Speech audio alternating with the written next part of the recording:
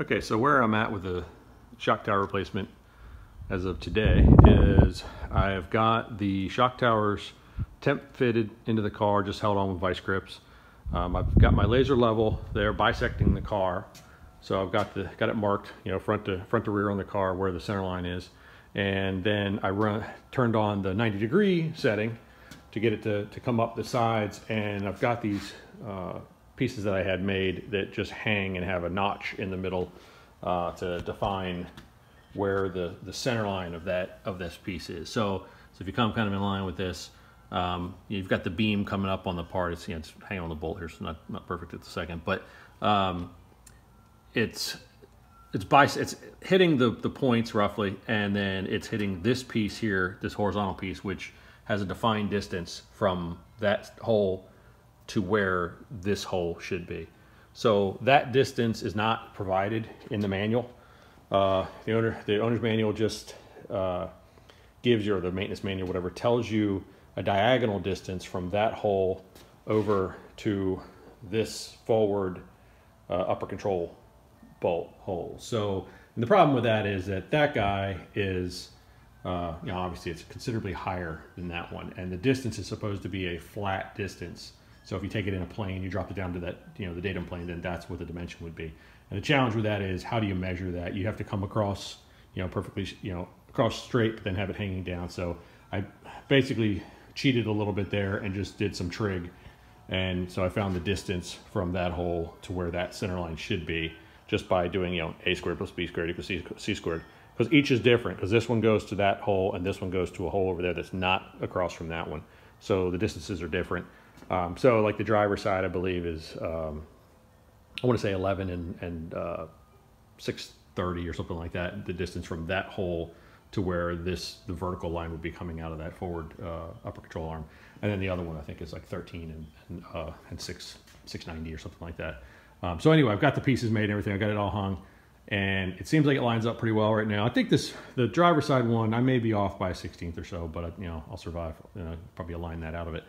So anyway, that's kind of where it sits. What I've got to do next is I had some other plates cut that are just going to be for alignment. So my thought is I'm going to take these and I'm going to, you know, bolt these, clamp these down tight where they're supposed to be, and then measure to the center line of the vehicle, get that distance the same on both when I actually go to weld it in. So what I don't want is one shock tower leaning out or leaning in too much when I start welding it, because then it's going to be a little harder to correct at that point. I had hung a fender on this again, just to make sure that my height wasn't off or anything, and it seems fine. So that's not a major concern at this point. But yeah, I'm going to have to put those on there, do some measurements, and make sure that's all right. I do have the dimension, you know, from where these bolts are supposed to be on each side, but it's subjective. I mean, this hole here, this slot is not even straight with the car. So it's at an angle to the car. So depending where you put that stud, it's going to then change the distance across. So that's why a lot of people say there's like 30 and a half to 30 and 3/4, something like that, 39, whatever the number is, across. That number is going to vary pretty dramatically, probably, let me say dramatically, but, you know, up to eighth, a quarter inch, something like that, depending on where you have those studs sitting in the top of the shock towers. So anyway, I'm just going to, you know, try to align everything up and make sure it's sitting in the right spot before I start tacking stuff in place. I've got to prep everything for welding. I haven't stripped any paint or anything. So what I'm going to do in the meantime is I'm going to try to align that, get it all where it's supposed to be, and then you know, have everything clamped in place, and then I'll start drilling some holes. So those will give me alignment spots for going back together again. I could do screw holes. I haven't decided if I'm going to do screw or just drill bit holes, you know, like a number 30 drill bit, just so I can stick a bunch of drill bits through the holes to make sure everything's aligned before I clamp it down. So anyway, that's kind of where it's at, and I'm going to keep working on it. Okay, so I got everything lined up. I did my cross measurements. I've done the measurements from the center of these holes to the center line of the car and evened up everything, which took a little bit of tweaking. These flanges are not exactly bent that great, so some of them are not as crisp as others, so you don't end up with the correct angle going this way on some of them. That one I really had to beat up a little bit to get it to align properly, but I've got it now to where it's equal, you know, from the center line to each side, so that's good. And then obviously I know my holes going down are good, so I think I'm as square as I'm going to ever be. So what I'm going to do, I want to be able to repeat this. I did run screws in the bottom of it, so I've got screws going down in the bottom flange down there, and I've got them on each side flange. And that's not bad, but you can still tighten it down a little bit and get it to tweak a little if you're not careful. So what I'm thinking is the prudent thing to do would be, I've got these plates that I was using for alignment anyway.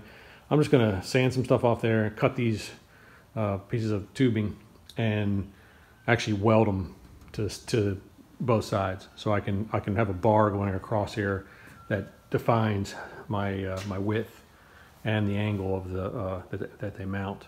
I just think it'll be nice. So I can take that, I can put it on there when I go to align everything, and then I know they're directly across from each other. And that's mainly because the Monte Carlo brace, I'm not a fan. I mean, it's not bad, but it seems like it's not cut the right width either. So I know that they're relying on the aprons being in there as well, so that's extra sheet metal, but it's not a whole lot. I mean, you're only talking 45 thousandths or something a piece. So, and the difference is definitely, it's almost a 1/4 inch difference in width. So I'm not going to be able to use that as something to tie it together. But this will at least give me a place I can tie my shock towers in the correct orientation with each other, and then I'll know they're there. They're not going to move, and I can weld away on the bottom when I get to that point, and not have to worry about it. So I'm going to figure out how I'm going to cut these. I think I'm going to cut them at cut them at a little angle or something, and weld it down this side, shoot it across, do the same thing on the other side.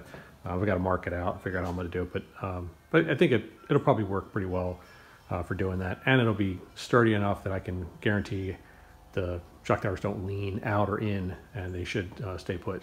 So that's the plan.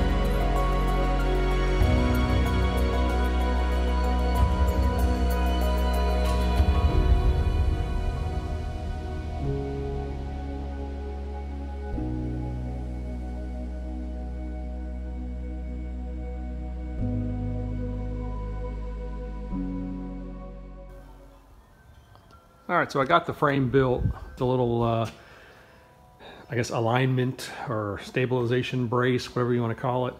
My TIG welding skills are pretty weak. I haven't done that in a long time. But anyway, it's on there, and I slapped some paint on it, so it should not rot away in front of me. And looks like it's pretty good, though. So my dimensions are basically still the same. So when I'm checking off of this center hole to the middle alignment point, I got the same measurement on both sides, and then I have it anchored down here in the bottom with the screws on both sides to hold the bottom where it's supposed to be. And then I also have my dimension here that goes down and everything that all lines up still. So so I've got it pretty much locked down, so it should be as repeatable as possible. It's kind of that was the intention all along, right? So is to make it so I can take it off, prep everything for welding, and then put everything back on.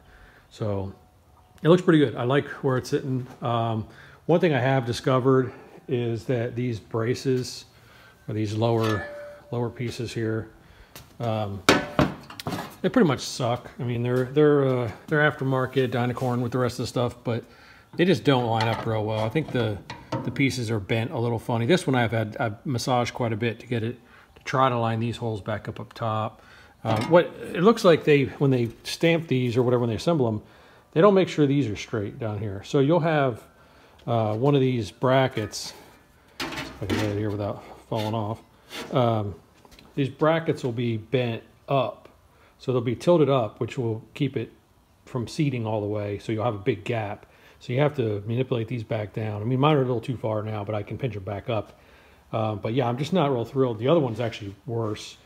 This one was the worst one for a while there, and I had to do a lot of banging on it to get it, because like even like this panel here was pressing up against this piece, but out at an angle like that, and just, you know, it just wasn't right. So so I managed to get that corrected, and then when I put it on, I got, you know, most of the holes lined back up again, so that's good. The other one, like I said, is worse, I believe. I still haven't reworked these brackets on it yet, so I've got to get that bent down where it's supposed to be in order to try to get that to fit up on there. But I think once I get that, I'm pretty much, you know, I won't say on the home stretch, but, you know, getting there for the front end to start really putting everything back together. I'm still kind of torn though, because I know I'm going to be doing something different on the suspension. And so I know that I've got the lower arms to hook in here, but I was really trying to figure out how to do like an A-arm, lower A-arm instead of the strut rods. But that's still just a thought at this moment. It's not really no action on that one yet. So I may just do the Hotchkiss or strut arms and stuff, or forward the struts, just because I kind of like the way they connect, and I like the motion of them, and they don't have the big rubber grommets in there that give a lot of flex and allow your arm to move front to back. So I think it'd be a little better. I was trying to build some, but I don't know if I'll be able to or not. We'll see. So anyway, that's pretty much it for the update for now, and I'm probably going to quit on this for the day and re-engage on another day.